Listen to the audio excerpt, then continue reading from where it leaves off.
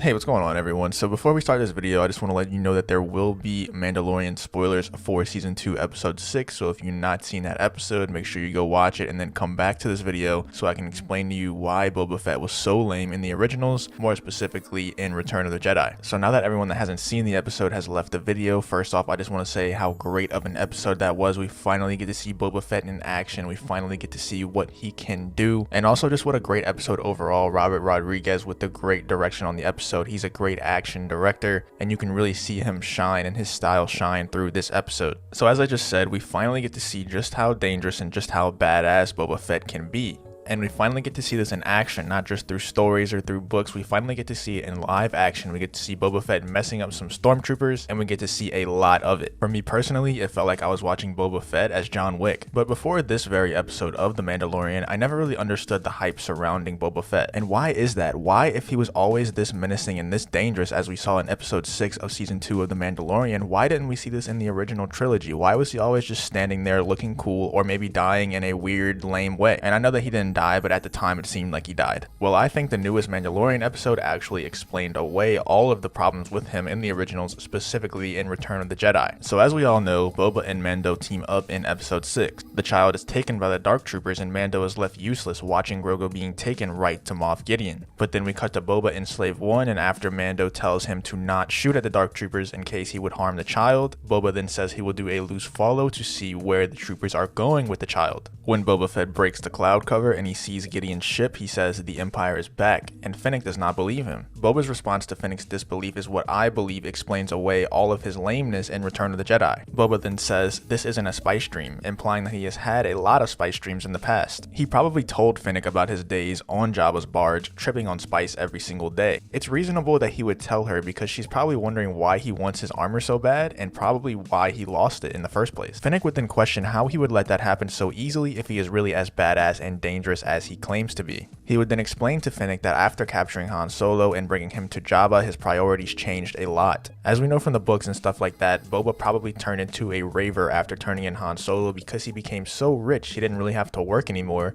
And we also know that he was very focused on women, so he's probably just very focused on women and hopped up on spice all the time, just tripping constantly and really just becoming a raver, as I said. I mean, if you really think about it, once Boba turns in Han Solo, the reward will be so big for Han Solo that he would never have to take his work seriously again. The only thing that made Boba turn back into serious Boba was him losing his armor from the Sarlacc pit and him surviving the Sarlacc and making his life mission to get that armor back. Now, I know this is a lot of speculating off one line in a TV show, but if you listen closely to Boba's line delivery in that scene, he pauses for a good moment after delivering that line. Actors normally don't pause after delivering lines for no reason. There's usually weight behind the line that they paused after.